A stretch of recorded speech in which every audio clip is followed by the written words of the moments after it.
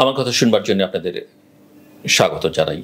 একটা পরিবর্তিত পরিস্থিতি, একটা অভ্যুত্থানের পরে যা হয়, বিশৃঙ্খলা, সুযোগ সন্ধানীদের তৎপরতা, অনেক অপরাধীর বোল পাল্টে ফেলা, নতুন করে সুযোগ নেবার চেষ্টা করা, সেই কাজগুলো আমরা দেখতে পাচ্ছি। অনেকে এটাকে বিপ্লব বলেছেন 5ই অগাস্টের ঘটনাবলীকে বা তার আগের 36 দিনের ঘটনাবলীকে। আমি বিপ্লব অনেক বড় একটা বিষয়, সেই কথা বলতে চাই না, সেভাবে এটাকে দেখতে চাই না। বাট এটা নিঃসন্দেহে বাংলাদেশের ইতিহাসে তো বটেই, দক্ষিণ এশিয়া বা পৃথিবীর ইতিহাসে একটা বড় গণ অভ্যুত্থান, ছাত্র জনতার অভ্যুত্থান। এটা শুধুমাত্র ছাত্রদের অভ্যুত্থান বললে অন্যায্য হবে, কারণ এই আন্দোলনে যারা গ্রেপ্তার হয়েছেন, এই আন্দোলনে যারা মারা গেছেন, আহত হয়েছেন, আমরা যদি তাদের হিস্ট্রি দেখি, তাদের পরিচয় দেখি, তাহলে এটা বোঝা যাবে এটা ছাত্র জনতার একটা অভ্যুত্থান। নিঃসন্দেহে এই আন্দোলনে ছাত্ররা অগ্রণী ভূমিকা পালন করেছে। বৈষম্য বিরোধী ছাত্র আন্দোলন তারা নেতৃত্ব দিয়েছে এবং খুব স্মার্টলি তারা কাজটা করেছে। তারা সাধুবাদ, দে আর আওয়ার হিরোজ, তাদেরকে আমাদের স্যালুট। বাট বিপ্লব, অভ্যুত্থান, মুক্তিযুদ্ধ, স্বাধীনতা, এর মধ্যেই যদি আমরা দেশটাকে আটকে ফেলি তাহলে দেশটা এগোবে না। যে কারণে শেখ হাসিনা বা তার সরকারের ওই মুক্তিযুদ্ধের চেতনা ন্যারেটিভ আসলে বাংলাদেশকে অনেক দিক থেকেই পিছিয়ে দিয়েছে। তারা কিছু দৃশ্যমান উন্নয়ন করবার চেষ্টা করেছেন, কিন্তু আমরা জানি, আমরা এই কথা বহুবার বলেছি, এই মেগা উন্নয়ন মানে হচ্ছে মেগা দুর্নীতি। কিছু করাপ্ট দেশের সঙ্গে, অটোক্রেটিক দেশের সঙ্গে তারা মিলে এই কাজগুলো বাংলাদেশে করেছেন। বাংলাদেশে যে সংকট তৈরি হয়েছে, শেখ হাসিনা বা তার আওয়ামী লীগ সরকার বা তার মিত্রতা 14 দলীয় জোট বা মহাজোট, সেই সব দোষরা মিলে যে সংকট তৈরি করেছেন, এর পেছনে কিছু ব্যক্তি, কিছু প্রতিষ্ঠানের কিন্তু অত্যন্ত গুরুত্বপূর্ণ ভূমিকা আছে। আমরা সেটা মনে রাখি না। যে রাজনৈতিক দলগুলো, আওয়ামী লীগ তো বটেই, যে রাজনৈতিক দলগুলো গত 15-16 বছর তাকে সহযোগিতা করেছে, তাকে উস্কানি দিয়েছে, ব্যবহার করবার চেষ্টা করেছে নিজের স্বার্থে, সেই রাজনৈতিক দলগুলোকে আমরা এখনো কোথাও দেখি আলোচনার মধ্যে, বঙ্গভবনও দেখেছি। এদের সম্পর্কে সতর্ক থাকবার বিষয় আছে। এরা শুধু দেশের ভেতরেই নয়, এরা অনেক সময় দেশের বাইরের শক্তির ইন্ধনে ওঠে এবং বসে। একজন সাবেক বিচারপতির নাম না বললেই নয়, তত্ত্বাবধায়ক সরকার বিধান বাতিল করেছিলেন যিনি, বিচারপতি খায়রুল হক। প্রধান বিচারপতি হিসেবে তার দায়িত্ব শেষে তিনি ল কমিশনের চেয়ারম্যান হয়েছিলেন, যেটা হওয়া উচিত ছিল না। নানা রকমের সুযোগ সুবিধা নিয়েছেন তিনি। তার সেই রায়ের দুর্বলতা, 16 মাস পরে পূর্ণাঙ্গ রায় দেয়া, কথাবার্তার পরিবর্তন, অনেক কিছু। প্রয়াত নির্বাচন কমিশনার মাহবুব তালুকদার তার একটি বইতে তিনি বলছেন, যে বইয়ের নাম যেটা নির্বাচন কমিশনার দিনগুলো, বইতে অনেক কিছু মন্তব্য করেছেন তিনি, এবং সেখানে তিনি লিখছেন যে বাংলাদেশের অস্থিতিশীল রাজনীতির স্থপতি একজন অরাজনৈতিক ব্যক্তি, সাবেক প্রধান বিচারপতি ABM খায়রুল হক। আমি তাকে অরাজনৈতিক ব্যক্তি বললেও মূলত তিনি পর্দার অন্তরাল থেকে দলীয় রাজনীতির পক্ষে দাবার চাল দিয়েছেন। বিচারপতি খায়রুল হকের রায় তা অনুপস্থিত। জুডিশিয়ারিকে ব্যবহার করা, একটা আমাদের দেশে দীর্ঘদিন যাবতীয় বিচার বিভাগ নিয়ে নানা প্রশ্ন আছে, কিন্তু উচ্চ আদালত নিয়ে এতটা প্রশ্ন এর আগে কখনো ওঠেনি। হাইকোর্ট ডিভিশন, অ্যাপিলেট ডিভিশন, প্রধান বিচারপতি, কিন্তু এরা সেটা করেছেন। কাজেই এদেরকে দ্রুত বিচারের আওতায় আনা দরকার আমি মনে করি। অনেক নিয়োগ বাংলাদেশে এখন হচ্ছে, আমি মনে করি এই নিয়োগগুলো বুঝে শুনে দেওয়া হচ্ছে না। আমি বলছি না যে যাদের নিয়োগ দেওয়া হচ্ছে বিভিন্ন পদে তারা অযোগ্য, কিন্তু বিভিন্ন মহলের চাপে, বিভিন্ন রাজনৈতিক গোষ্ঠীর ইন্টারেস্টে এই নিয়োগগুলো হচ্ছে, সুবিবেচনা প্রসূত অনেক ক্ষেত্রে হচ্ছেও না। এটা এই সরকারকে এবং ছাত্রদের যে আকাঙ্ক্ষা, যে আকাঙ্ক্ষা ভবিষ্যতের জন্য, সেটাকে বিপর্যস্ত করে তুলতে পারে।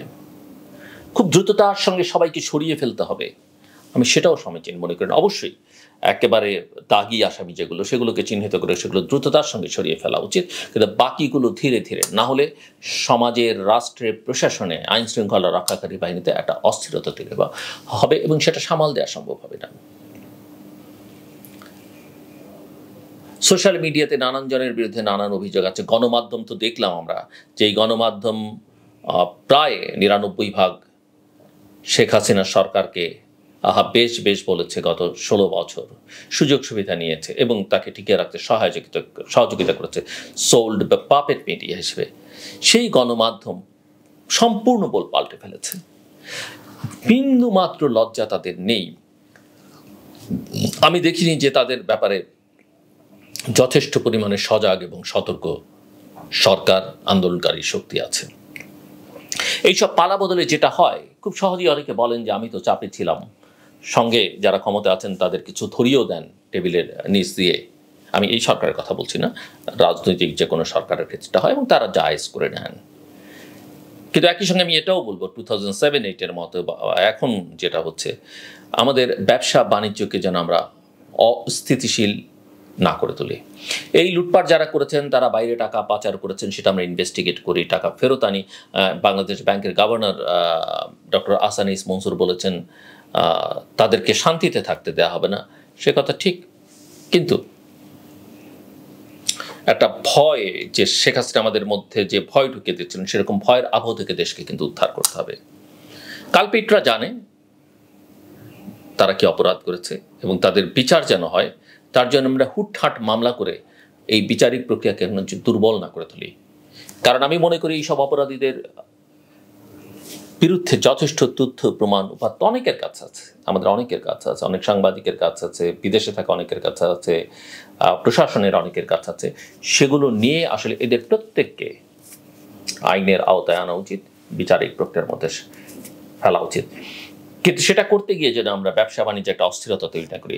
এদেরও অনেক শিল্প প্রতিষ্ঠান আছে, সেখানে হাজার হাজার কর্মকর্তা কর্মচারী আছেন, যাদের মধ্যে অনেক সাধারণ নিরীহ মানুষ আছেন, পরিবার আছেন, তারা যেন কোনো বিপদে না পড়েন। কাজেই কোনো শিল্প প্রতিষ্ঠান বন্ধ হয়ে যাক, সেটা যেন না হয়। এদের মধ্যে, ব্যবসায়ীদের মধ্যে কোনো আতঙ্ক যেন আমরা তৈরি না করি। ধীরে ধীরে আইডেন্টিফাই করে ধীরে ধীরে তাদের আইনের আওতায় এনে বিচার যেন করা হয়। একটা জিনিস খেয়াল রাখা দরকার, সেটা হচ্ছে রাজনৈতিক হোক, ব্যবসায়িক হোক বা অন্য অন্য জায়গায় চিহ্নিত দাগী যাদের নাম বহুবার দেশে বিদেশ উচ্চারিত, তারা যেন আপাতত দেশ ছেড়ে পালাতে না পারে। আর দেশের বাইরে যেতে হলে দেশে যেন ফেরত আসে, সেরকম একটা বাধ্যবাধকতার মধ্যে তাদের রাখবার ব্যবস্থা সরকারকে করতে হবে। অনেক ক্ষেত্রে আমরা দেখছি যে চর দখলের মতো ঘটনা ঘটছে, এক পক্ষকে সরিয়ে দিয়ে আরেক পক্ষ দ্রুত দখল করে নিচ্ছে। হ্যাঁ, কারো কারো যুক্তি আছে যে তাদেরকে সরিয়ে দিয়ে এরা দখল করে নিয়েছিল এই আওয়ামী সন্ত্রাসীরা বা বাহিনী, কিন্তু তারা একটা অন্যায় প্রক্রিয়ার মধ্য দিয়ে গোয়েন্দা সংস্থাগুলোকে ব্যবহার করে সেটা করেছে। কিন্তু আপনারা বা আমরা যেন সেটা না করি। ইয়েস, আপনি দীর্ঘ সময় নাও দিতে পারেন, সেটাতে জটিলতা তৈরি হতে পারে, কিন্তু যা কিছুই হোক না কেন একটা প্রক্রিয়ার মধ্য দিয়ে যাওয়ানো হয়, একটা আইনি প্রক্রিয়ার মধ্য দিয়ে দেওয়া হয়। সেটা স্বল্পমেয়াদী প্রক্রিয়া হতে পারে, কিন্তু হওয়া উচিত। যেটা দেখা যাচ্ছে, এবং হুটহাট যাকে মনে হলো তার দলীয় আইডেন্টিটি বিবেচনা করে তার সঙ্গে আমার সম্পর্ক ছিল, আমি একজনকে বসিয়ে দিলাম একটা গুরু দায়িত্বে, একজনকে আমি এমন একটা প্রতিষ্ঠানের এমডি বা চেয়ারম্যান বানিয়ে দিলাম যেখানে নিচের দিকে সবার মধ্যে একটা অস্বস্তি তৈরি হতে পারে। সেটা বয়সের কারণে হতে পারে, যোগ্যতার কারণে হতে পারে, পলিটিক্যাল অ্যাফিলিয়েশনের কারণে হতে পারে। এগুলো হচ্ছে, আমি চুলচেরা কিছু বলছি না, আমি হয়তো অন্যদের মতো নাম ধরে ধরে সেটা বলছি না, কিন্তু দরকার পড়লে নিশ্চয়ই বলবো। আরেকটা কথা এখানে অত্যন্ত গুরুত্বপূর্ণ আমি মনে করি, যে আমাদের সশস্ত্র বাহিনীকে সবসময় আস্থায় রাখতে হবে। তারা কিন্তু একটা বড় শক্তি একটা রাষ্ট্রের জন্য, স্বাধীনতা সার্বভৌমত্বের জন্য। তাদের জন্য আমরা কোনো ইগনোর না করি কোনোভাবেই। তাদেরকে ব্যবহার করা হয়েছে রাজনৈতিকভাবে, সেই ব্যবহারটাও যেন কেউ ভবিষ্যতে না করেন, এবং তারাও যেন ধরে নেন যে এটা তাদের কাজ নয়। কিন্তু রাষ্ট্র চালাতে হলে, রাষ্ট্রের অগ্রগতির জন্য, নিরাপত্তার জন্য তারা অত্যন্ত গুরুত্বপূর্ণ প্রতিষ্ঠান। তো আমরা যেন কোনোভাবেই আন্ডারমাইন না করি। ভুল ত্রুটি তারা করেননি সেটা বলা যাচ্ছে না, তবে সেগুলো যেন একটা প্রক্রিয়ার মধ্য দিয়ে সেগুলোর সমাধান হয়। বাংলাদেশে সাম্প্রতিক ঘটনা প্রবাহ এবং তার আগের বিষয়াবলী নিয়ে, সেটা বিচার বহির্ভূত হত্যাকাণ্ড হোক, গুম হোক বা এই আন্দোলনের সময় যা হচ্ছে, এগুলোর তদন্তের কথা হচ্ছে। আমি মনে করি এগুলোর তদন্ত হওয়া দরকার এবং আন্তর্জাতিক তদন্ত, বাংলাদেশের তদন্ত দিয়ে এগুলোর কিচ্ছু হবে না। এবং এই গণহত্যার জন্য যারা দায়ী তাদের আন্তর্জাতিক আদালতে বিচার করতে হবে, শেখ হাসিনা সহ।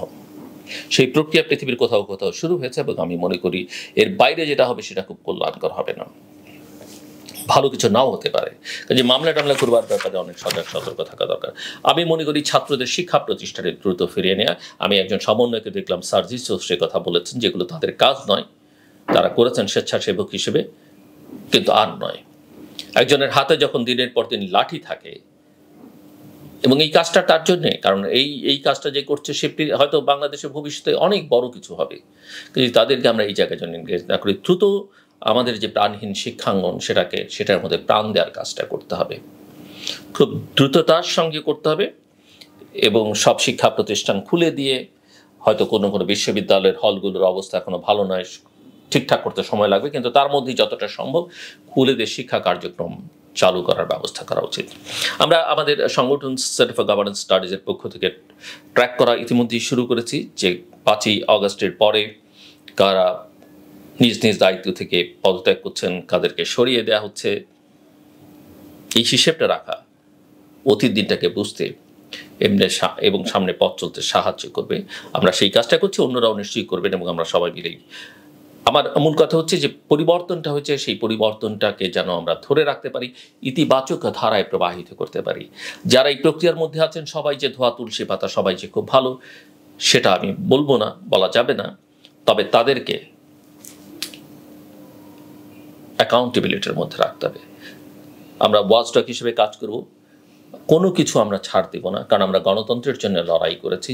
আমাদের ছোট ছোট ভাই বোনেরা জীবন দিয়েছে, অতীতে অনেক সতীর্থ জীবন দিয়েছে। আমরা কোনোভাবেই চাইব না কেউ যেন মনে না করেন যে আমাকে নিয়ে কথা বলা যাবে না, আমাকে নিয়ে প্রশ্ন তোলা যাবে না। ক্ষমতায় থাকলে আপনাকে প্রশ্ন করবই, সেটাই আমাদের কাজ এবং আপনাদেরকে সেটা মাথায় রাখতে হবে। কাজেই যেখান থেকে, এবং যেহেতু এটাকে আমরা একটা স্বাধীন পরিস্থিতি বলছি, যেখানে অনিয়ম, যেখানে অন্যায্যতা, যেখানে অবিচার, আমি মনে করি সবাই বলতে থাকুন, যে কোনো নাগরিক। আমাদের হাতে তো এখন অনেক কথা বলবার জায়গা আছে, সামাজিক যোগাযোগ মাধ্যম আছে। আপনি লেখেন, 2 লাইন লেখেন, কে পাল্টে ফেলছে, কে অতীতে কি করেছে, এখন কি করছে, প্রত্যেককে, এমনকি আমার সম্পর্ক যদি থাকে, আমি বলবো সেগুলো বলা দরকার। কারণ আমরা বাংলাদেশ ঠিক করতে চাইলে আমাদের শুদ্ধতার কোনো বিকল্প নেই, সততা, জবাবদিহিতা, স্বচ্ছতা, আইনের শাসনের কোনো বিকল্প নেই। এবং এই বাংলাদেশ আমাদের সবার, এখানে কেউ মুসলিম, হিন্দু, বৌদ্ধ, খ্রিস্টান, নৃতাত্ত্বিক জনগোষ্ঠী হিসেবে পরিচিত হবে না। আমরা প্রত্যেকে বাংলাদেশের নাগরিক।